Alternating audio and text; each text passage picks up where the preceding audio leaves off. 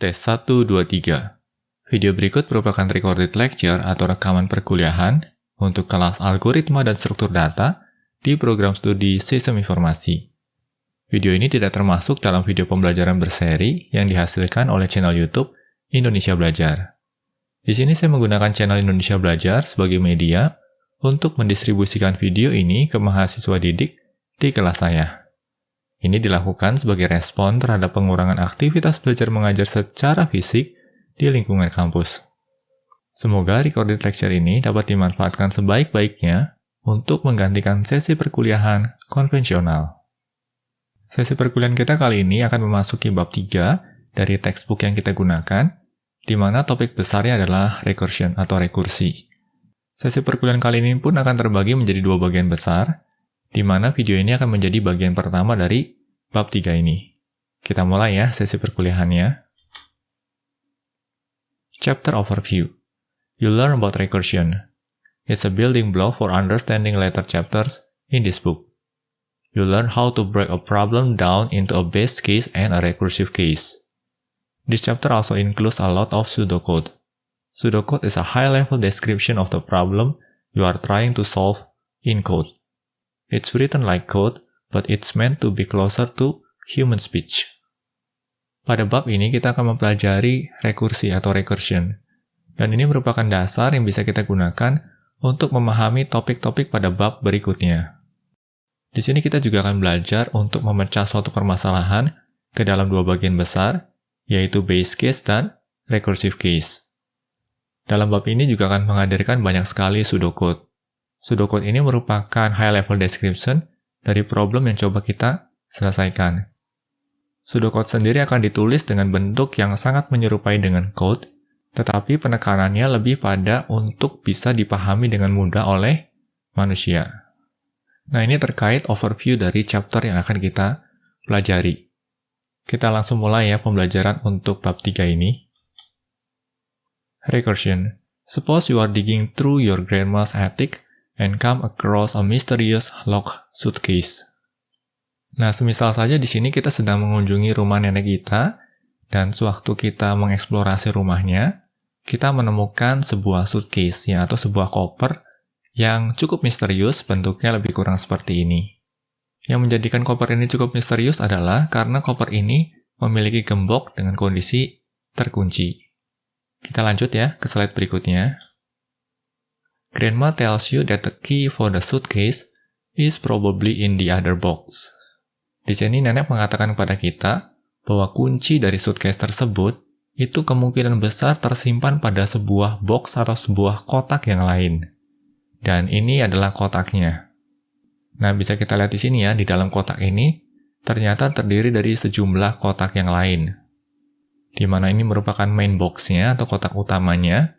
Dan di dalamnya terdapat sejumlah boxes atau yang dikenal dengan istilah nested boxes.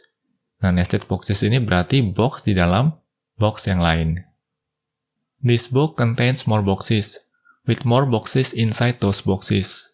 The key is in a box somewhere. What's your algorithm to search for the key? Think of an algorithm before you read on. Di sini disebutkan bahwa kotak yang ditunjukkan oleh nenek ternyata di dalamnya terkandung beberapa boxes yang lain. Artinya di sini kita memiliki sejumlah kotak yang di dalamnya berisi sejumlah kotak yang lain. Dan kunci untuk membuka suitcase itu berada di dalam salah satu kotaknya. Yang menjadi pertanyaan di sini adalah, algoritma semacam apa yang bisa kita gunakan untuk mencari kunci tersebut? Nah, di sini kalian bisa pikirkan terlebih dahulu ya, kira-kira langkah seperti apa yang akan kalian ambil untuk menemukan kunci tersebut. Kalau kalian sudah menemukan caranya atau langkahnya, kita bisa lanjut ke slide berikutnya. Dalam buku ini akan menampilkan 2 pendekatan atau 2 buah cara, dan ini merupakan pendekatan atau cara yang pertama. Kita coba scroll down ya di sini. Nah, cara yang pertama ini bisa digambarkan lebih kurang seperti ini. Langkah yang pertama adalah make a pile of boxes to look through. Artinya di sini pertama-tama kita akan membuat suatu tumpukan yang terdiri dari sejumlah boxes.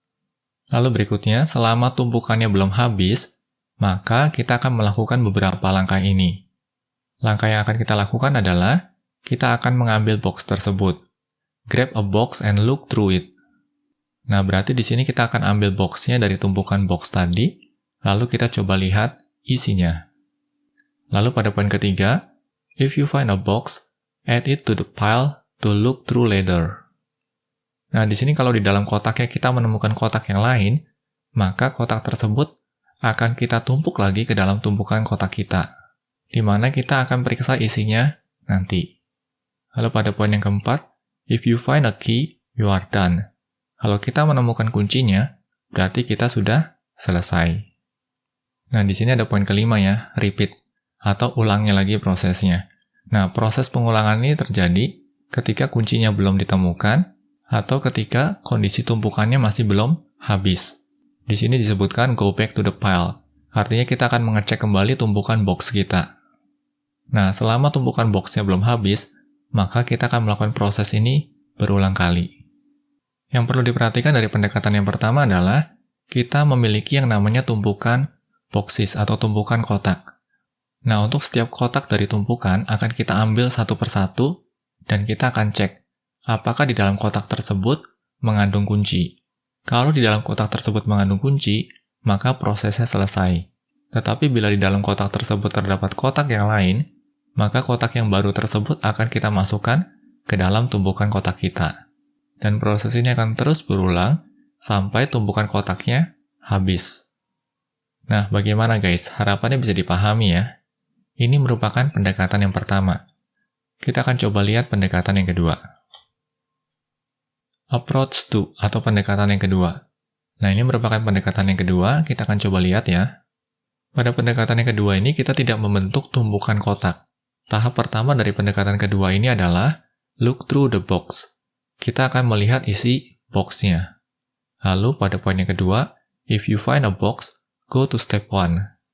Kalau kita menemukan kotak yang lain, maka kita akan mengulangi step pertama, yaitu go through the box. Tetapi kalau kita menemukan kunci, maka prosesnya selesai. If you find a key, you are done.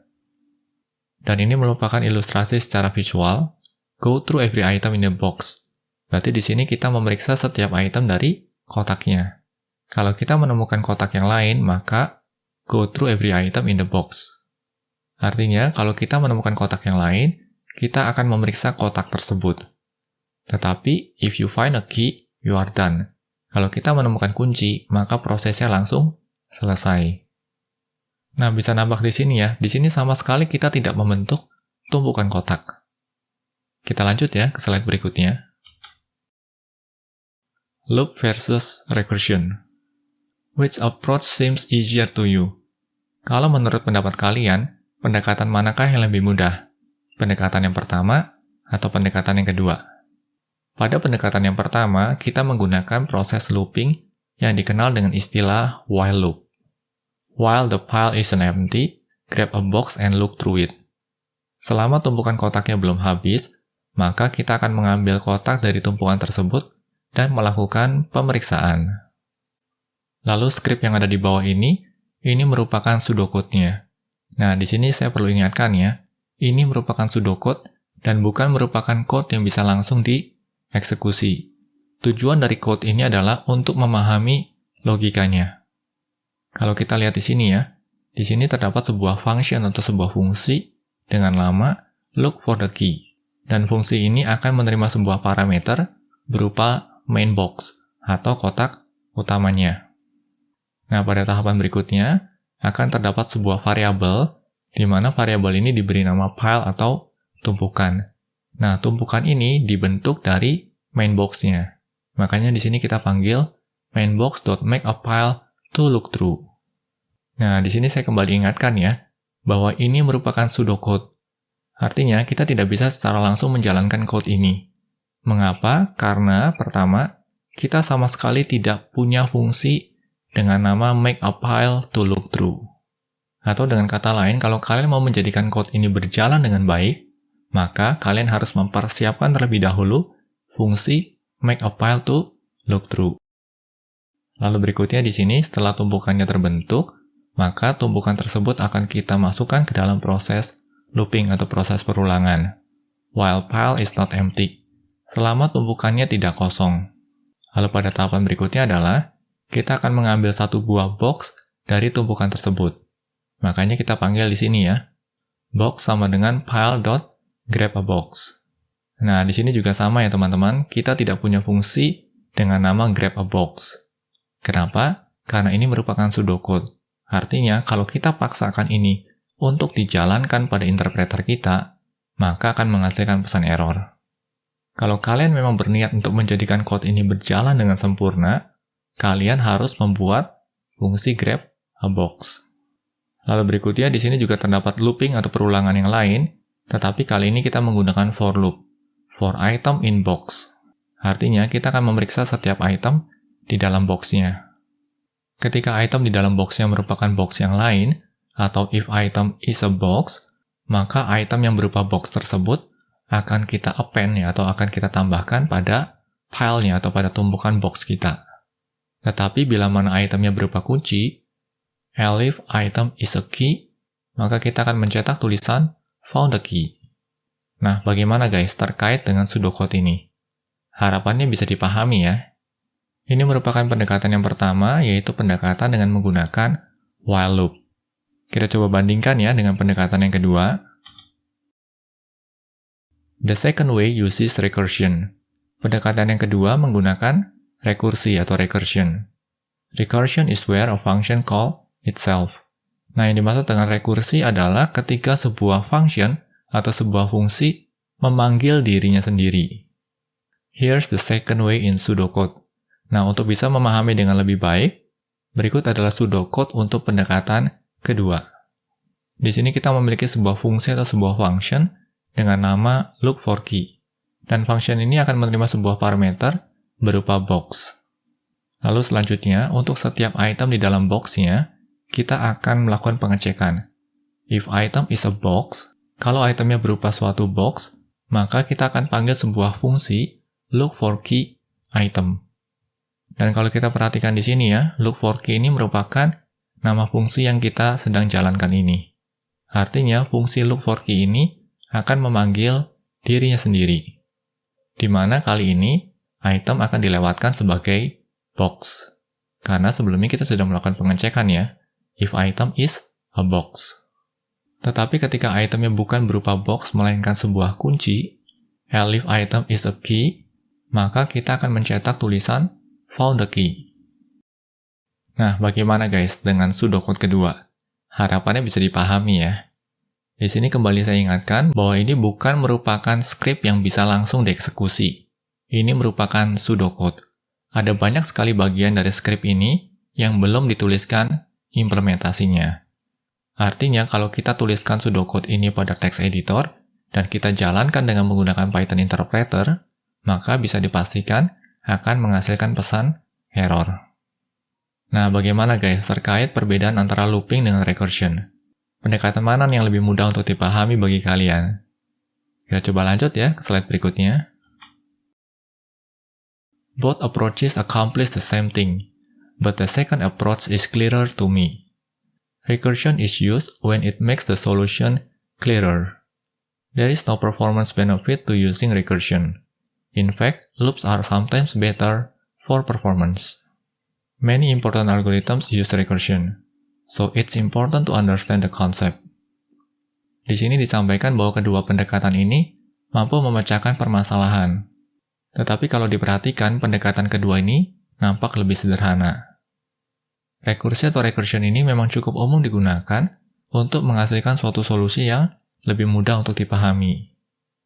Pada poin yang ketiga di sini disebutkan bahwa sebenarnya penggunaan rekursi ini tidak menghasilkan performa yang lebih baik secara komputasi. Dan pada beberapa kasus bisa jadi looping memiliki performa yang lebih baik bila dibandingkan dengan rekursi. Lalu pada poin yang terakhir, terdapat banyak sekali algoritma-algoritma penting yang menerapkan rekursi. Oleh karenanya sangatlah penting bagi kalian untuk memahami konsep rekursi ini. Di sini juga saya mau menambahkan bahwa dalam dunia pemrograman terdapat yang namanya functional programming. Functional programming ini mereka tidak mengusung looping. Artinya setiap kali kita mau melakukan proses perulangan, kita akan mengandalkan rekursi. Bagi kalian yang tertarik dan ingin mencoba functional programming, terdapat beberapa bahasa pemrograman fungsional yang bisa saya rekomendasikan. Yang pertama adalah Scala, yang kedua adalah Rust, dan yang ketiga adalah Haskell. Nah, ketiganya merupakan bahasa fungsional yang cukup populer. Kita lanjut ya ke slide berikutnya. Base case and recursive case. Nah, di sini kita akan mulai mempelajari apa yang disebut sebagai base case dan apa yang disebut sebagai recursive case. Because a recursive function calls itself, it's easy to write a function incorrectly that ends up in an infinite loop. Nah, ini merupakan poin yang sangat penting sekali. Karena pada recursive function pada dasarnya adalah kita membuat sebuah function yang memanggil dirinya sendiri, maka kalau kita tidak hati-hati, kita akan menuliskan suatu fungsi yang salah. Nah, kesalahan terbesar adalah ketika fungsinya tidak bisa berhenti, atau biasa dikenal dengan istilah infinite loop. Nah, kondisi infinite loop ini cukup berbahaya nih, karena fungsi tersebut akan terus-terusan memanggil dirinya sendiri tanpa pernah berhenti. For example, suppose you want to write a function that prints a countdown like this. Nah, semisal saja di sini kita ingin membuat suatu fungsi sederhana yang digunakan untuk mencetak countdown semacam ini. Jadi kita mau mencetak 3, 2, 1. You can write it recursively like so. Untuk kebutuhan semacam ini, kita bisa menulis sebuah recursive function. Nah, recursifnya lebih kurang seperti ini. Di sini kita membuat sebuah function dengan nama countdown, di mana countdown ini akan menerima sebuah parameter, yaitu parameter i. Lalu di dalam body function-nya, di sini hanya terdiri dari 2 buah baris. Baris yang pertama kita akan mencetak nilai i, lalu pada baris yang kedua kita akan memanggil countdown, di mana countdown ini merupakan dirinya sendiri, tetapi kali ini kita akan melewatkan nilai berupa i dikurangi 1. Kita lanjut ya ke slide berikutnya. Write out this code and run it. You will notice a problem. This function will run forever. Di sini disebutkan bahwa kalau fungsi ini ditulis dan dijalankan, maka kita akan mendapatkan suatu permasalahan, di mana fungsi ini akan terus-terusan berjalan selamanya tanpa henti. Di sini kalau fungsinya dijalankan, maka dia akan mencetak 3, 2, 1, 0, tetapi fungsi ini tidak akan berhenti di 0, dia akan lanjut ke negatif 1, negatif 2, negatif 3, dan seterusnya tanpa henti. Nah, bagaimana guys? Mulai bisa dilihat ya permasalahannya. Kita lanjut ke slide berikutnya. When you write a recursive function, you have to tell it when to stop recursing. Pada poin ini disebutkan bahwa ketika kita menuliskan sebuah fungsi rekursif, kita harus menspesifikasikan kapan waktunya untuk berhenti. That's why every recursive function has 2 parts, the base case and the recursive case. Nah, oleh karenanya sangatlah penting bagi suatu recursive function untuk memiliki 2 bagian. Yang pertama adalah base case, dan bagian yang kedua adalah recursive case. The recursive case is when the function calls itself. Recursive case adalah bagian ketika function tersebut memanggil dirinya sendiri. The base case is when the function doesn't call itself again, so it doesn't go into an infinite loop.